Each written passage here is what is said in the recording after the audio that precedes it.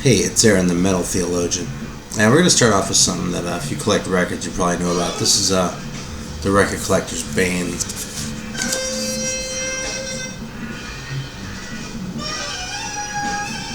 Submitted without comments. Because, yeah. Of course, we were home when this came.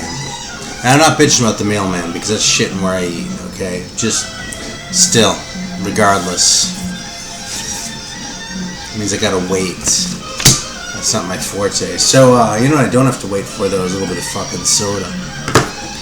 And, what we got today, actually, is a good old Pepsi. This is the, throwback shit, except in the bottles doesn't actually say throwback on it, but this is the real Pepsi with the real sugar on it. But yeah, it even has that new logo. You know, those throwbacks kind of have that cool old logo that some of us remember from the 70s.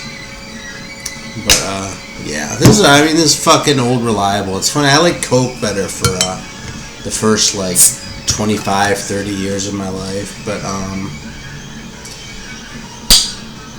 yeah, my wife was such a Coke loyalist that I kind of got sick of it. It got to the point where Pepsi was kind of more of a treat. Even though, all things being equal, I like Coke better since there was always Coke in the house. Every once in a while, I was like, oh, holy shit, I can get a Pepsi. Fucking, I better grab that while I can, you know, so.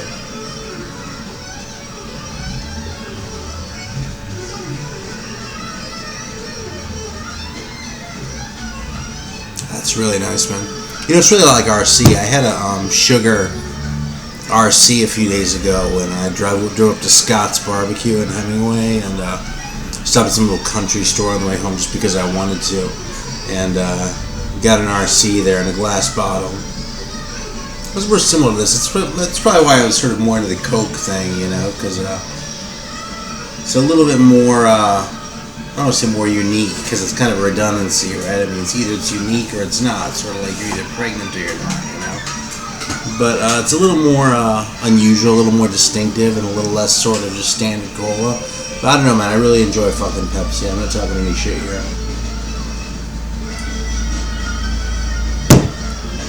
Now I'll talk shit about Pepsi before I talk shit about my mailman. Because the mailman's one of the most important people in my life, let's be honest. And if all of a sudden Pepsi and all their shit dropped off the face of the earth tomorrow, there'd be other fucking cola to fill the gap. But not that shit. So anyway, I'm kind of got a little dilemma here. It's not really a dilemma, just sort of something I've been thinking about.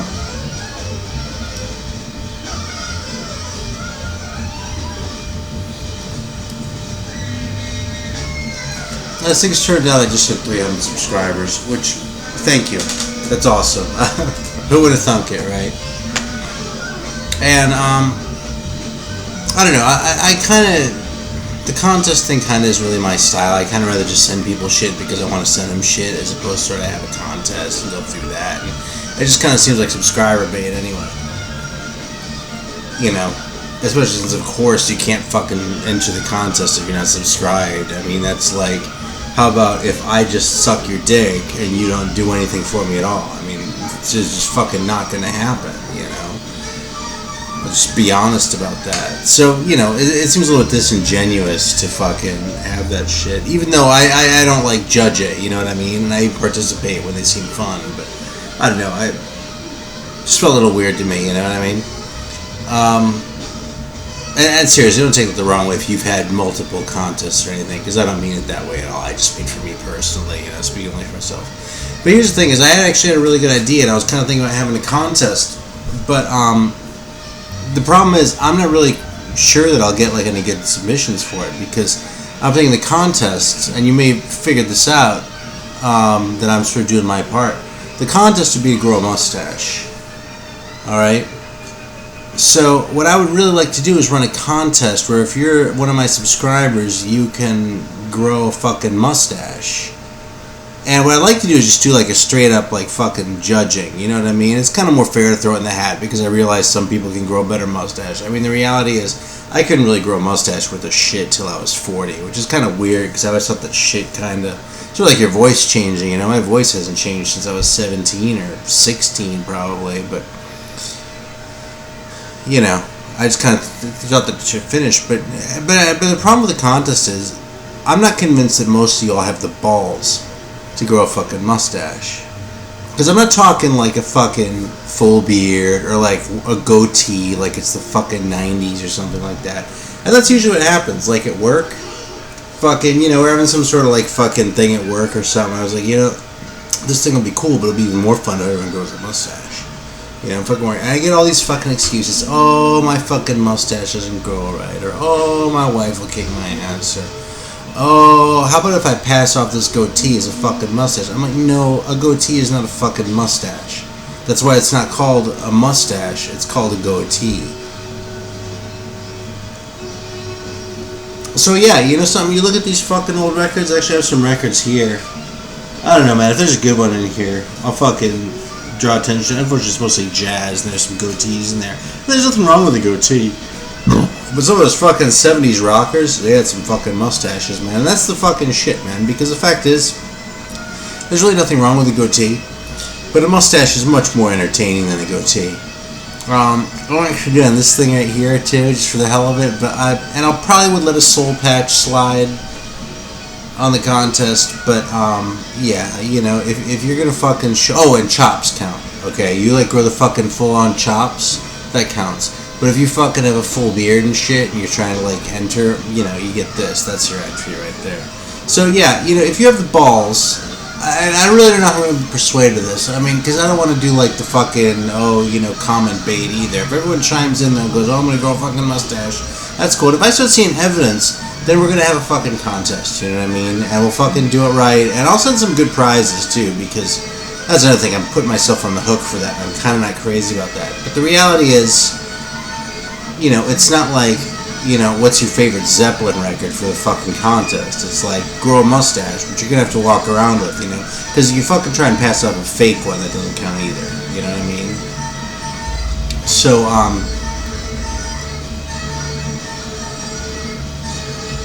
anyways, this kind of just exists in my head right now. But if I start seeing some mustaches, I'll fucking start thinking about what kind of prizes I'm going to send out too. And maybe we'll do it up with like the whole fucking thing. Or maybe like if you grow a cool mustache, I'll just send some. I really haven't quite decided yet. Because like I said, though, I don't think anyone's going to fucking do it. Because I think you're all just a bunch of too fucking like wussy. And you're all going to fucking sit back and make some goddamn lame excuse like I'm going to buy it. Like you're going to buy it, let alone me. I mean, fuck. Because the fact is, there's really no good reason not to grow a mustache, right? I mean, you take all the obvious reasons out of it, of course, okay? Because I'm not stupid here. But the fact is, mustaches are fucking entertaining. And you wonder what the real impetus of this was? Was fucking, I watched one of my ones from last fall when I was fucking had that like outlaw mustache down to the sides. I just fucking started laughing. I was like, that was a fucking hell of a mustache. Why the hell did I get rid of it? Actually, I'll even tell you why the hell I got rid of it. Because one day I was eating fried chicken, which is something we do a lot in South Carolina. And like it was a little bit like not quite completely fresh. Like it wasn't like old, you know what I mean? It was just like a couple hours old though. And the grease was fucking sitting in my mustache. I was like, this fucking was driving me nuts. I kept wiping with the napkin, it couldn't come out. I was like, fuck, I can't take it anymore. So I shaved off the mustache. That's why that last one went.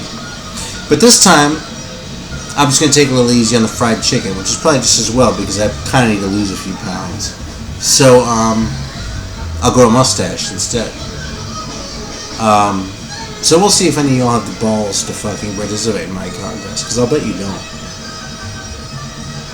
Alright, let's show some records though. Because if we're gonna enter the contest, you gotta show a couple records too. I mean, shit.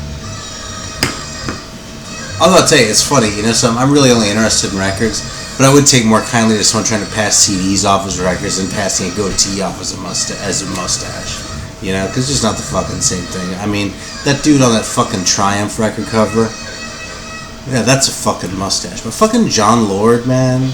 I was in the 70s, but John Lord for pretty much his whole career, except the cover of Fireball, he has a full goatee, man. But he fucking, that was a mustache, man. That's the real shit right there, man. And I don't really want to sit here and romanticize the boomers. When it came to mustaches, they knew what was going on. So it's mostly jazz shit today. I got another rock one. That's because I'm just kind of showing what's lying around, shit I've been playing, and some new arrivals, and just, I don't know, whatever I fucking pulled out. So I've actually kind of been obsessed a little bit with the Atlantic label for his jazz shit, because, you know, obviously I knew it as part of the Weird conglomerate and for Zeppelin growing up, but I always kind of thought of it as like a soul label primarily, you know, with Aretha Franklin and, you know, Wilson Pickett and guys like that. But so I never really paid attention to it as a jazz label, even though I knew about the Coltrane records and shit like that. So of late, I've kind of been picking up like Atlantic shit when I see it. It looks kind of vaguely interesting for some other reason. And I've also been interested in Yusef Lateef. Kind of been making up for lost time a little bit, because I have like one record of his, or I already did, I should say.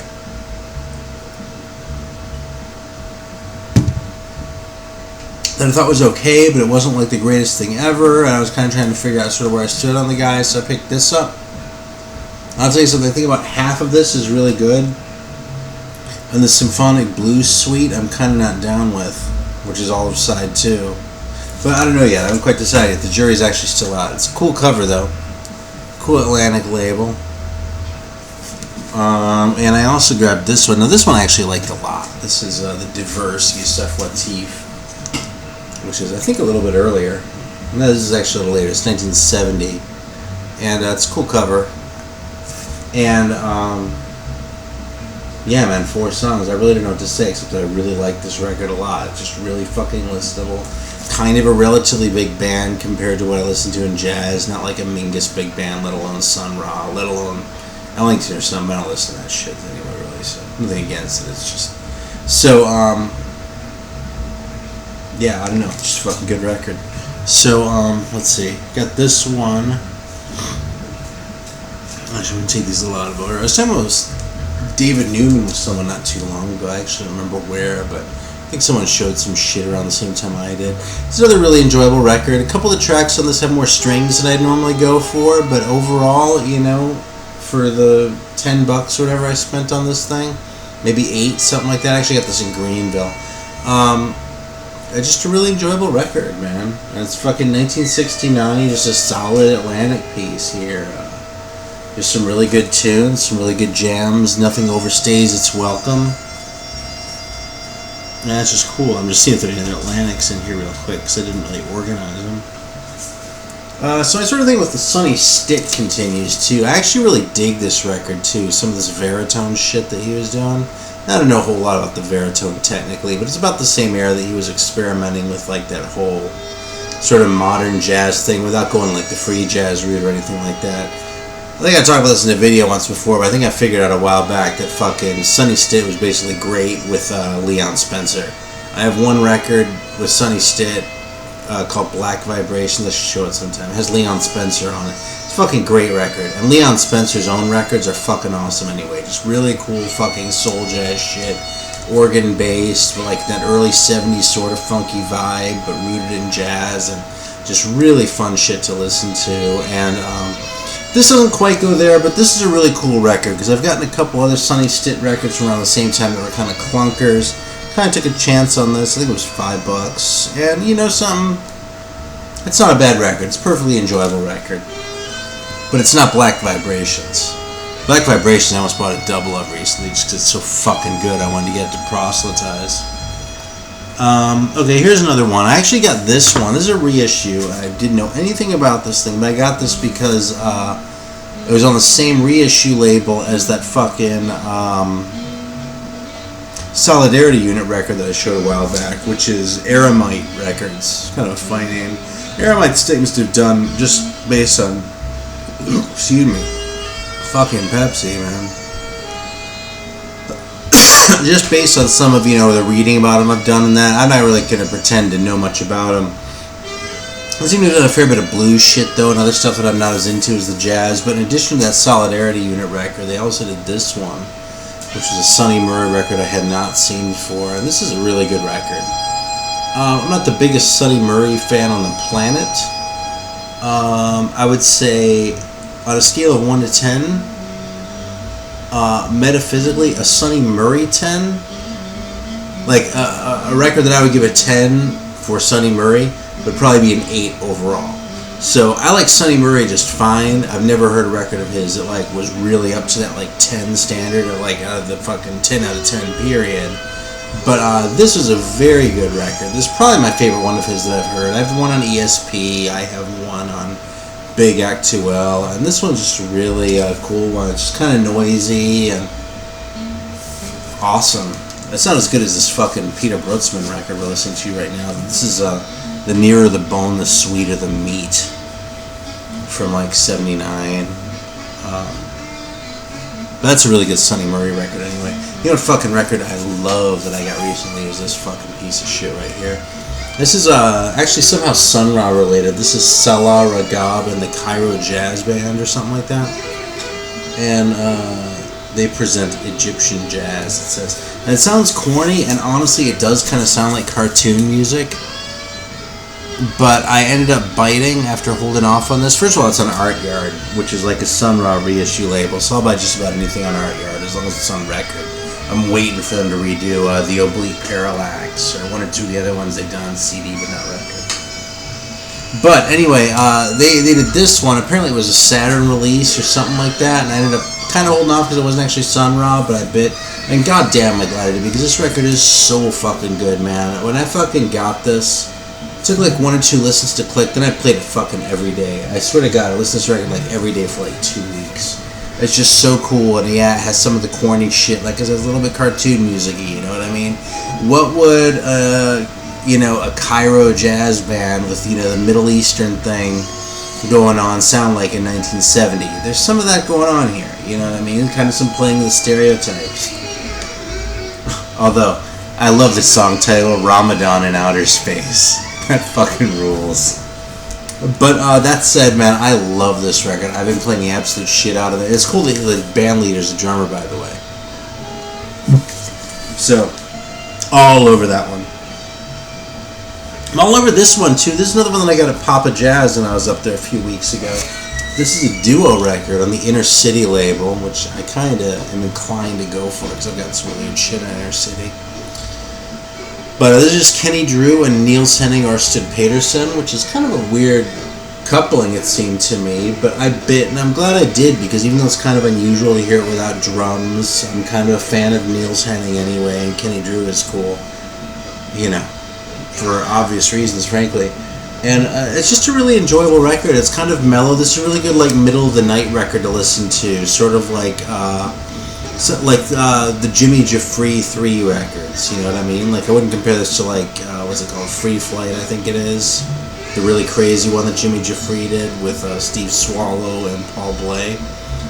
But that one that he did before that, with the drumless group, it's a really good middle-of-the-night record. And this is sort of like that, too, as far as the similar sort of vibe. It actually sounds pretty different. This is a lot more sort of earthy and less sort of cerebral than the Jimmy Jeffrey one, but it kind of works on the same level, and I think they're both fun to listen to for the same reasons. So anyway, yeah, this one gets 2 thumbs up. I really like this one a lot. It's one that, like I said, no drums, no dice for the most part. This is another good one. This is kind of an ordinary soul jazz record, but this is another one I've been playing a lot. Just really enjoyed it. I really like the organ sound on this. I really like the electric bass sound. Another thing I used to hate in jazz was fucking electric bass. I don't know why, looking back. It seems kind of dumb, but... Actually, I do know why, but it has more to do with high school issues than anything else. So, anyway, it's a fucking great record on the Muse label, man. I think I paid... Actually, I think I paid about $12 for this thing. But, come across this for $10. Fucking totally worth it, man. Better than a lot of other shit that you can be paying $10 for.